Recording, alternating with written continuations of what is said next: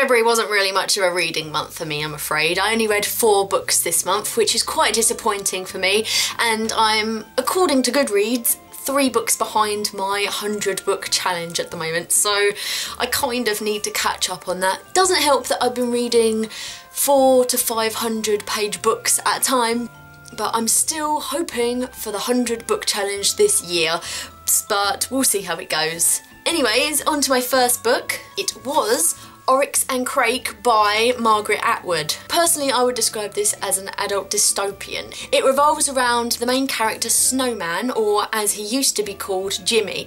Now, it runs over 2 parallels. You've got the world after the big chaos and the world before this happened. So you're seeing from the perspective of Jimmy how the world got to be in the state that it is in the present day. Now, everything is completely different, there's desolate surroundings, they're a whole new species of people really, which is quite strange, and I found this book in the beginning to be quite creepy and a lot different to all the young adult dystopias that I've read in the past. That's why I started to enjoy it more in the beginning, just because it was so innovative and imaginative. Towards the end it started to fizzle out a little bit for me, just in the way that you were being told unnecessary details about the book, like because of the fact that it was set in the future, they had different kinds of brands that were available, and it told you the backstories of the brands, and it was just things that you didn't need to know. And about 200 pages in, you felt as though the story wasn't actually going anywhere anymore, and you were just getting more descriptions than you were actual plot. This is one of the most realistic dystopias that I've actually read, and when you're actually reading it, you feel as though it's not too far in the future to be untrue. It feels as though it's something that could happen, and that's what makes it really odd to read and really disturbing in some ways. But overall, I thought this was an okay read. It wasn't anything amazing, although it could have been. I absolutely love this cover as well. I love the fact that it's pixelated and you can actually see all the little individual squares. It's just really beautiful. Under the dust jacket, it's really creepy as well. It's got these green rabbits with pink eyes, and when I first saw it, I didn't actually know what it was. I thought it was some kind of abstract painting, but then I looked a little bit more closely and realised that it's quite weird. The next book I read was The Magicians Nephew by C.S. Lewis. Now, me and Martha have actually got a little series going on called Project Narnia, where we're reading through these books and doing discussions on them. And I have already done a video on The Magician's Nephew, so I will leave that down below where you will see a more in-depth review of what I thought of it. Overall, I absolutely loved this book, and even though it's a children's book, I'd say C.S. Lewis's works are timeless. It's just a basic fantasy story that's good for anyone. The penultimate book I read was TheDarkest Minds by Alexandra Bracken. Now, this revolves around our main character Ruby. She was taken into a concentration camp when she was 10 years old because you either died of this disease or you got these supernatural powers. Now, these powers ranged in colours. Different colours meant that you could do different things, and green was at the bottom and red and orange were at the top. Red was never really explained properly in the book what it was, but I'm pretty sure it was fire. But orange is when you have the power to control somebody through thought and through words. Ruby was an orange. She went through the majority of her life in this concentration camp, making everybody believe that she was green. Circumstances changed and she ends up escaping from the camp and meets a bunch of people, and they try and find security. That's basically where the plot takes off. Plot-wise, I thought that this book was absolutely fantastic. I thought the idea of the different colours of the powers and the fact that these children were actually put into concentration camps, I thought that was such a wonderful yet quite disturbing idea, and that's what I absolutely loved about this book, was the whole promise of something a little bit more darker than your usual YA. But unfortunately for me, it didn't really live up to the big hype that surrounded this book.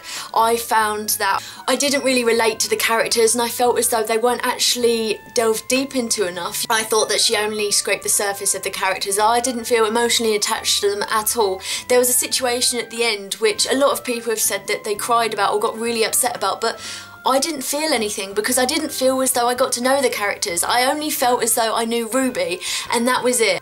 Like in any YA, there is a relationship between the main character and another of the characters. I thought it was so obvious what was going to happen, and in typical YA fashion, it was so unnecessary to the plot. I felt as though there were bigger issues that needed to be dealt with in this book than the relationship between two people. If she spent more of the time focusing on escaping and finding routes to different places than she did staring at his muscles and his beautiful curly hair that wrapped around his neck, then maybe she might have actually escaped a little quicker than she already did. It was just one of those frustrating things where you just want them to get on with the story because the story has so much promise, but I just felt as though the relationship wasn't needed and there was so many more things that the characters could have focused on rather than themselves. I'm pretty sure that this situation of escaping a concentration camp is a little bit more important than how you feel about a boy. Really? And this, oh, I don't know.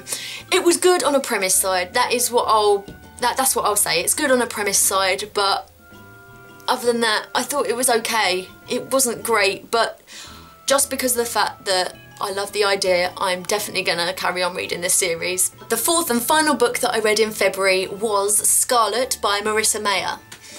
Now, this is the second book in the Lunar Chronicles series, the first one being Cinder. This is another fairy tale retelling, and this one revolves around the story of Red Riding Hood.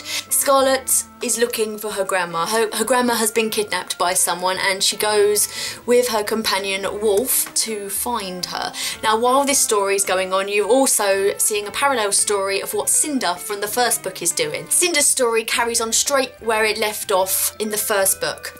Now she's got a new companion, Captain Thorn, and they're both on the run. I won't give too much on their backstory as that does kind of spoil Cinder in a way.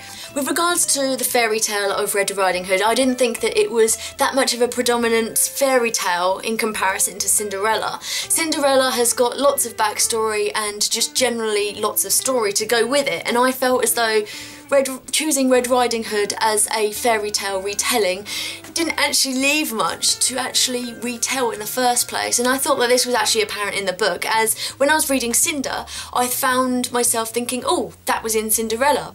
But in Scarlet, I didn't actually find myself doing that as much. I found Scarlet to be quite annoying. I didn't really like her as a character. She was a bit naive and contradictory. One minute she's trusting a complete stranger, and then the next minute she's not trusting a family member. That really bugged me, but upon watching some videos of reviews of Scarlet, I guess that does actually coincide with the character of Red Riding Hood in a way, because she was quite naive in thinking that the wolf was her grandma when he dressed up in her clothes. So I guess in a way that is quite a good representation of the fairy tale character, but it just really annoyed me and I didn't think it was consistent. One good thing that actually stood out for me was the friendship between Cinder and Thorn.